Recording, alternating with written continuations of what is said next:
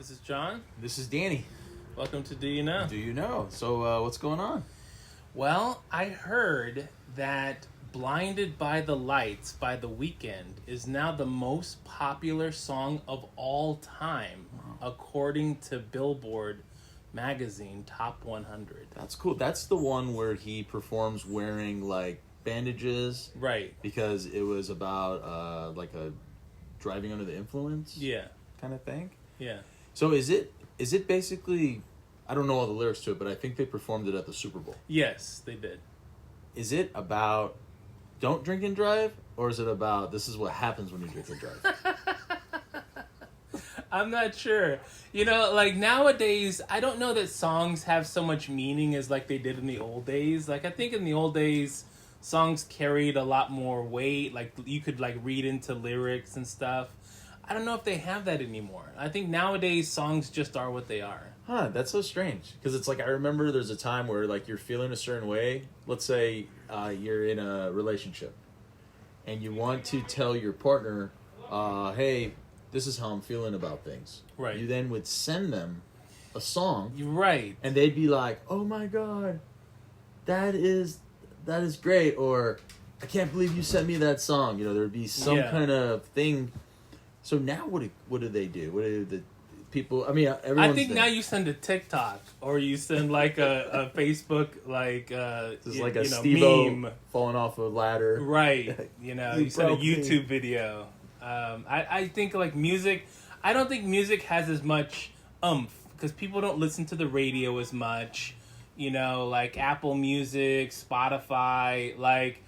You know, you kind of listen to it in the background while you're studying, I guess. But, like, people don't really listen to music as much as they used to anymore. There has to be a group of people that are extreme music. Well, yeah. You know I mean, what I'm saying? but there's also a group of people who like to, you know, dress up like nuns and, you know what I mean, get kicked in the balls. You know what I mean? I mean, there's a group of people who like to do anything. It's weird that we have all these groups of so many strange things. Like, you brought up, like, there's this, like, all these clans. Right. You know what I mean? And it's like, what clan are you? Are you a part of the, you know, which is a cool clan, lightsaber, you know, fighting clan, which shout out to them. Yeah. I know they have a big crew in Vegas, and I'm down with them.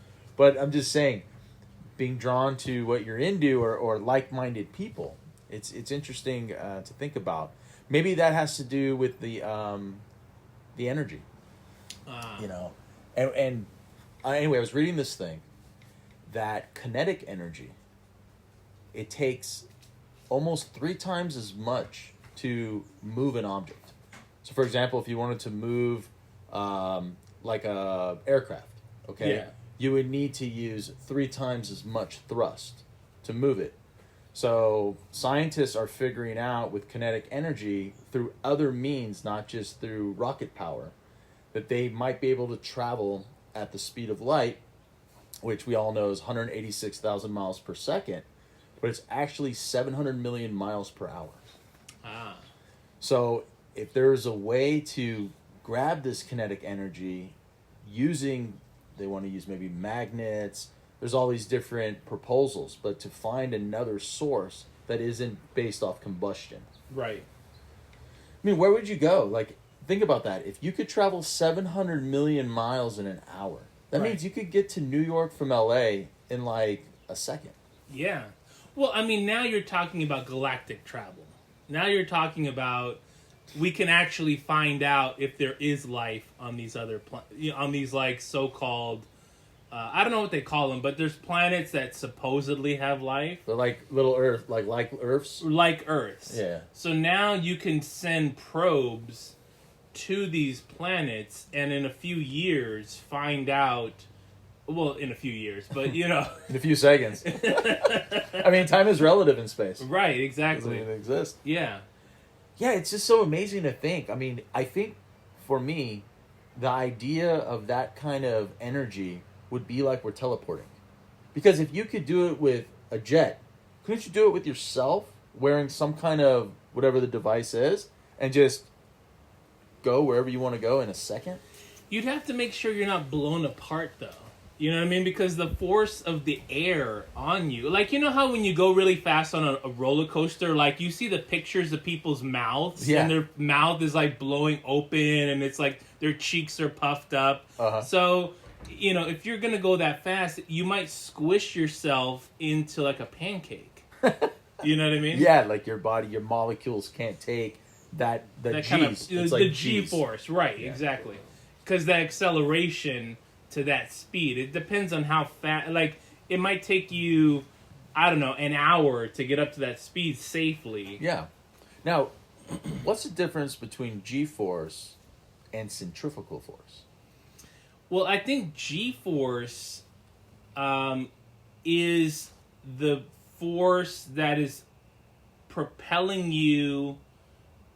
Well, let's see. Centrifugal force has to do with a circle.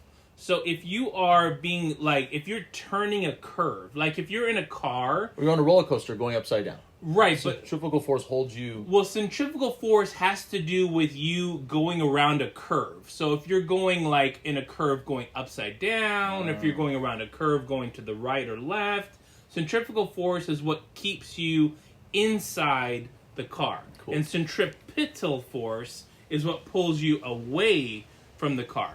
The G-force is what is pulling against you and pushing you against the back of the car. Wow, interesting. But I don't know, is what I'm saying. I really don't know the difference between the two. I just know it's like a push and pull. Yeah, right. One's a push and pull, and the other one has to do with a curve. Okay. Well, that's interesting. I mean, yeah, if any of the listeners can tell us without using Google what the difference is, we appreciate that. But if you look it up, you cheated. Without... You just have to know. You just have to know. It's like you have to know that there are certain laws. Right. You know, and that's probably one of them. Like, right. That's probably in the group of laws. Yeah. You know, because of gravity. But I don't know. I'm just... What do you have against Google? I noticed this trend with you.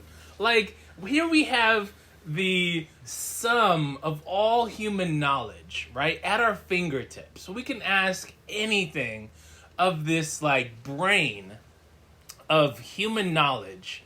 And you're like, no, let's go with the limited mind. The thing... Okay. This is the thing. I'm not saying Google is bad to use. But because everyone uses it for everything, yeah, I feel like we're starting to not retain information anymore. So you can ask someone a question and they'll be like, hold on a second. And they'll Google it. Yeah. And you're like, no, that's something you should know. I see. So I'm trying to get back to that way of thinking because it's going to limit our conversations in the future. So I've noticed a shift already. I go into public and I say something to somebody, and their response has changed from, I'd say, the past. So either people have this very flamboyant, excited, how are you, hello, kind of personality that is completely, fake. Right. Or if you catch them off guard with their real personality, it's almost like they don't want to be bothered. They don't want to answer a question. They want to be more reclusive. And I'm thinking it's because of Google. We're losing, I want to call it compassion. I see. So there was a time you could walk into a place and say, hey, I have a question. And you can ask a question and they'd say, that's a good question. Let's figure that out. Now it's like, Like, I'll give you an example. I was at the grocery store yesterday and I couldn't find onion powder in the seasoning section. Yeah. There was a guy stocking seasonings. And I said, hey, by chance, do you have onion powder? His response was literally, I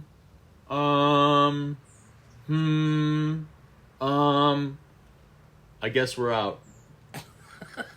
And I'm thinking in my mind, really? Right. Like, you could have said, interesting, onion powder, like, oh, cool, man. What are you cooking? Or I'm saying he could have said a conversation. He could say, usually onion powder is here. I happen to be stocking seasoning. I mean, you know what I mean? He could have came off like a connoisseur of seasonings. Right. Like, this is what I do. I'm glad you brought up onion powder. I mean, I'm expecting that around the holidays. Some kind of, like, flair. maybe he'd have a little flair. Yeah. But it was more like, dude, I'm stocking these shelves. I don't read this stuff. I'm thinking about other things. I'm thinking about TikTok. I'm thinking about Google. Why would I care about onion powder? Why would I know where anything is at the place I work? Right.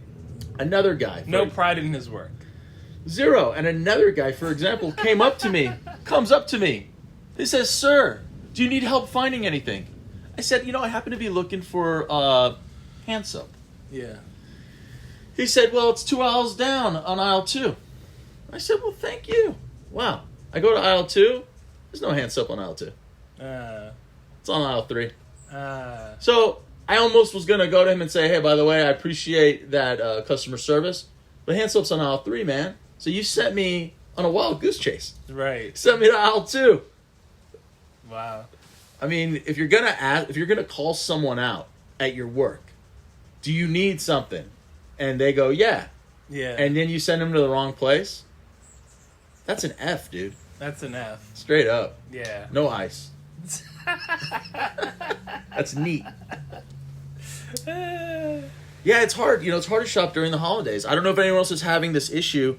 There are so many. They've made the shopping cart so large now that they have all the cranberry sauce and stuffing. They don't have them in the aisles anymore. They have them like just where you're walking. They have like these stands of just things everywhere. So like you'll have the meat, the typical meat, right? Yeah. Then you'll have a stand of like stuffing. Yeah. Then you'll walk 3 feet, you'll have bread, and then you'll have a big stand of like cranberry sauce and a barbecue sauce and ketchup and like all these things that are just sitting in like the walking areas, and you have these large shopping carts. And everyone's like thinking of what they need to get, and everyone's walking like snails. Yeah. I was like trapped halfway through the store. I can't get around them. I'm like, I have no horn. I'm like, "Hi, excuse me. Is there a way I can pass through?" And as soon as I pass through, it's like another 20 large carts. Oh, man. So you want to talk about, the most annoying time of the year Wow. to shop? Yeah.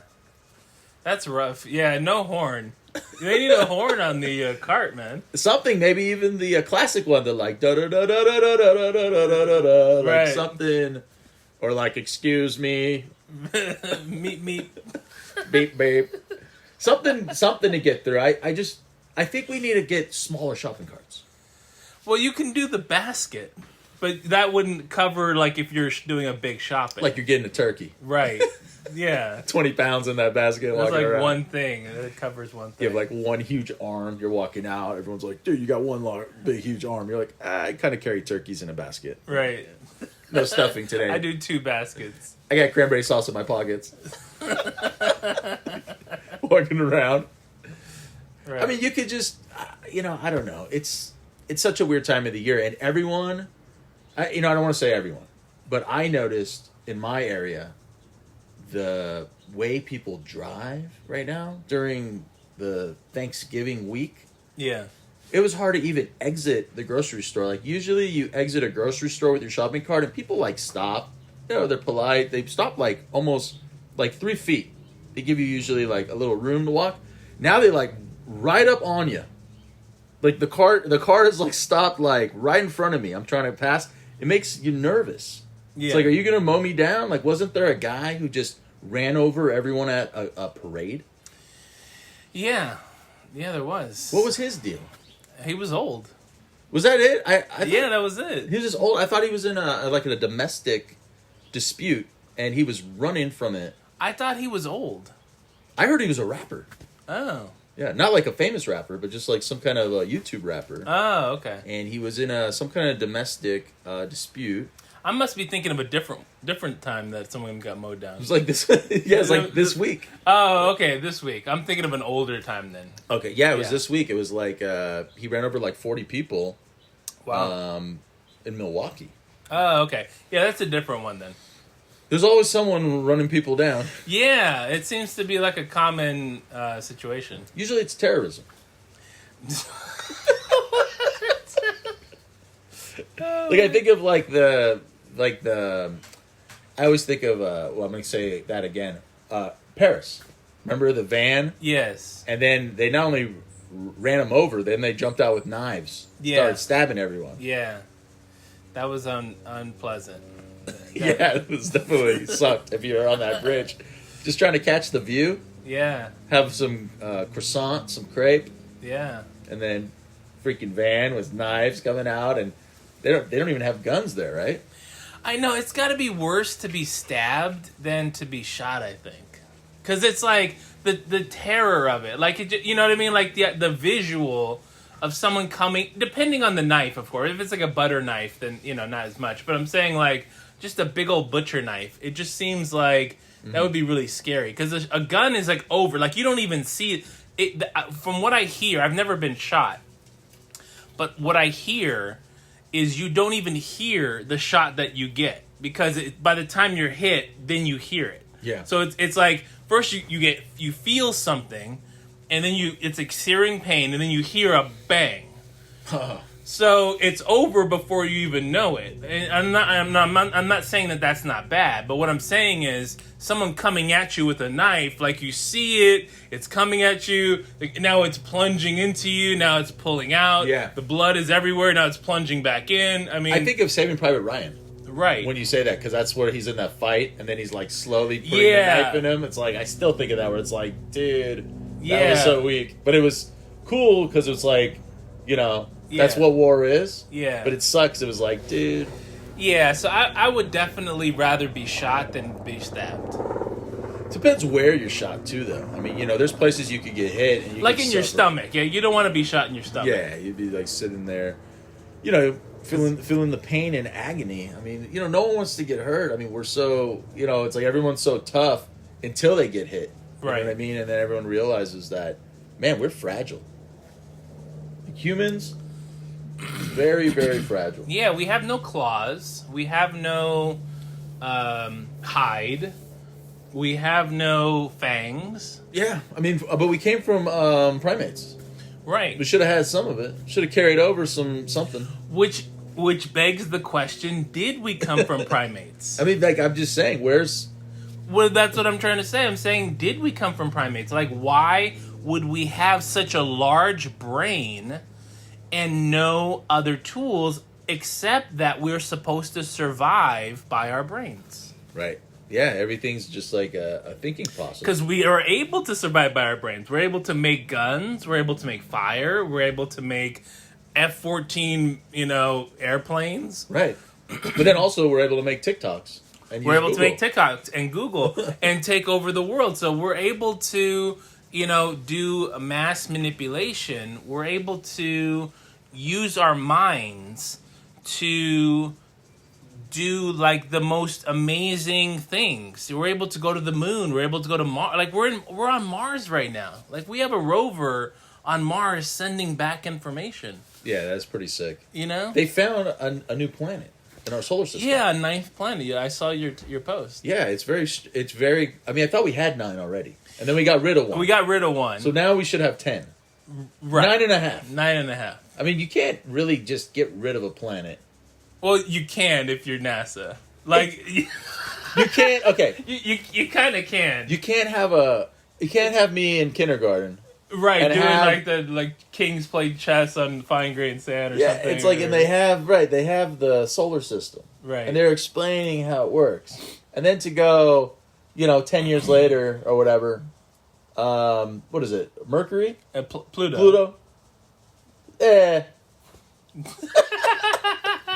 You're gone.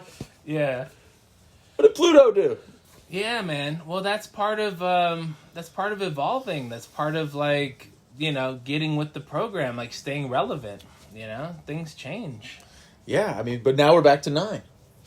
Yeah, so like, we gotta come up with a new, like, we gotta find out the name of this planet and like what it's all about. They should just call it 9. Call it 9? I'd call it 9. Just keep it simple. Simple. Yeah. Now, yesterday, did they send the defense rocket to strike the asteroid? So, okay, NASA is launching a test to see that if we launched a certain aircraft at an asteroid that's not going to hit us, but that we know its trajectory. Right.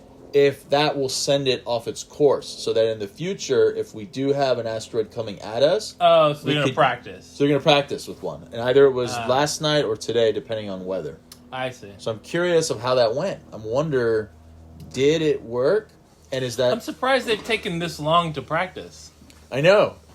You would think after like the movie Armageddon, like when they went up and drilled into the asteroid and tried to blow it in half, like you'd think they would have practiced more with asteroids. I mean, I think what it is we have one that's headed towards us. Now it's like close enough where it's not going to be cost prohibitive. They said it's 80 years away. Okay. So they have one that's 80 years away that could destroy us. I see. So they found it. They know they're tracking it. They know it's 80 years away. And now we're starting to think, okay, that's for sure coming in 80 years. Yeah.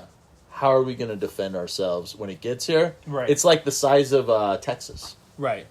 It's like a super huge... I can't even believe they can see it's 80 years away. Right. So everyone who's just like a little kid listener, you're lucky. You got something coming in 80 years. Right. You got the big dog. Texas. Yeah. Yeah, so hopefully that works. I mean, you know, you don't want to get wiped out. Anyway, I think I mentioned this on another show. We cannot see the asteroids that are coming from the sun side until they pass us because of the light of the sun. Oh, okay. So all of those is just like blind. Like that's our blind spot. I see. So anything flying from that side onto the planet just can hit us. But I mean, we're rotating. But, yeah. You know, yeah. But it's wild. I wish I'd like to learn more about it. If any listeners, know more about space, I mean, send it out. The sun, and I guess right now we're getting a lot of energy from the sun. I forgot the name of it. It's like a solar flare. They're saying that it may wipe out our internet. Oh, really? Because a lot of our internet, the infrastructure is inside the ocean. And they said that the way that the solar flare energy works is that as it hits our ocean, it becomes more powerful through the water. Yeah. And it can wipe out those lines, those cables. Oh. It can burn through them. And then we would actually have no internet. Wow. Yeah, that would suck. Especially if you're trying to use Google. Yeah, especially if you've formed a dependence on the internet. Right, like the internet's your friend. Right. Your family. Yeah. I'm sure there's people who have that. They have like the, Alexa, and they wake up, they're like, hey, good morning, Alexa. And she's like, hey, and then they good morning. Hi, Siri. Hi. What's up, girl? Good morning. It's like, I love you. Oh, I miss you. Put my favorite song on. Yeah. Yeah, I mean, everything's becoming smart. Like I saw these smart showers. Yeah. Yeah. They know what kind of, almost like a water show when you go into your shower. So okay. it'll somehow it has water coming out of multiple faucets. Yeah. And it kind of does like music and like a water show thing while you're in your shower. Oh, okay. And they're trying to get these into the more bougie hotels. Yeah. And later on into people's, mansions and houses. But, I mean, would you do that? Would you get a smart shower? You know what? I don't even... Well, I guess we do have a... Well, no, we don't have a smart thermostat. But I wouldn't even do a smart thermostat. No, because like you said, if the Wi-Fi goes down, then you're kind of stuck. You know what I mean? Like, now you can't take a shower. Or if you get hacked, then someone's just like, yeah, you're going to sizzle. You're like, stop turning it up. Nah, send me 20,000. Send me 20,000 or you take cold showers for the week. Yeah. They just start punking everyone. Right. That was the fear of the smart door locks. Is that someone who knows how, because there's always a backdoor safety that they could just open all your doors. So you have all these super locks. But you know what? On the other hand, how many garage doors? Because the garage door is super simple to run around. You could just run around with something that goes up and down the spectrum. Some button. I mean, no one ever went around and opened garage doors. You know what I mean? So that's a fear that is there, but never was actually capitalized on. No one ever went around and opened up garage doors. I mean, they're going to. Well, but that's what I'm saying. They're going to, but saying- they never did. Okay, we never had a rash of garage doors opening. Okay, we never had 40 people run into the Grove and smash up the Macy's and take all of the things. Right. And in Louis Vuitton in San Francisco. And we're talking about blatant. We're not talking about at like 4 a.m. They're nervous. We're talking about, 3 p.m. A huge group of people. No, but the Vikings used to do that. What I'm saying is looting is old news. Yeah, people have looted since time immemorial. Like that's old news.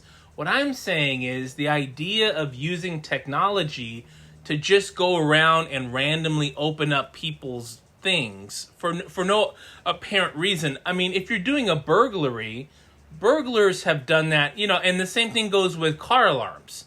So going around with some kind of scanner to your car and unlocking it and just, opening it up and taking out your stuff, there hasn't been a huge rash of people going around opening up your car, because it can happen, but it doesn't happen. No, they changed it. I'm saying now what they do is they follow you to your house. Right. And they either rob you or kill you that night. There's no more needing to plan. They don't need to. There's no more waiting. No, I'm saying LA has a new task force to stop this. It is the biggest crime wave that we have ever seen in LA. I don't know if you've heard about this. No. There is so many follow you home robberies right now in LA County that they had to put together a new task force. Anywhere from Beverly Hills to Malibu, what's happening is people who go to just nice restaurants, drive nice cars, are wearing jewelry, they're being targeted, they said, by organized crime. Yeah. And they're literally just following them home and robbing them. And if anyone intervenes, they kill them. Like there was a guy, I just heard this on the radio yesterday. He's having dinner in Beverly Hills, got back to his house, was with a friend. Someone came to rob him. The friend intervened. Bam, killed the friend. Guy gave all his stuff. They fled. I'm glad I drive a Nissan. Right. It's like, yeah, glad I take the bus. Right? Like I ride my bike. But I'm saying in such a world of Instagram, TikTok, everyone's showing all their cash, everyone's showing all their jewelry, everyone's flossing, fronting, all the different words, stunning. They're doing all these things. You've influenced the beast now. Yeah. So I'm saying by all of this Google, the way I look at it, you've made the world jealous. Yeah. So they've came to the epicenter, organized. I'm saying thousands of them from wherever, and said, yeah, you know what? You're going to be rich, famous, celebrities with all your stuff. We're just going to take it. I see. You can't stop us. And the police are saying, don't wear jewelry, don't drive fancy cars, don't go out to nice places. I mean, they're going, we might not be able to stop them. I mean, there is so many of them that at first they were like, there's no way that it's coordinated. And now they're going, this may be coordinated, but on a major scale. Like we're talking about 100,000, 1 million. We're talking about of just bad guys all working together and bad women. Right. They're robbing like CVS. I mean, it's turning into a very crazy situation here in LA. Mm-hmm. So if you do come to LA, my advice, don't rent the Lamborghini. Yeah. You might want to leave the Lamborghini at the at the rental spot. Yeah, I mean, there was a time people would do that. They'd go out Saturday night. Yo, let's get a Ferrari. Let's wear a bunch of necklaces and smartphones and all this stuff and go to all the nicest clubs and restaurants. Right. But on the way out, guess what? Yeah. Taking home a few guests. A few gangsters. Yeah. Oh, man. Yeah, and I wish all of our listeners to be safe. So I don't want anyone, to fall into this trap. You got to take care of yourself. I mean, it's weird. We go from coronavirus to just robbery. To robbery. I mean, yeah. Oh, man. Well. Anyway, this has been a good show. Yeah. All right. So this is Danny. This is John. And we'll see you next time. Peace. All right.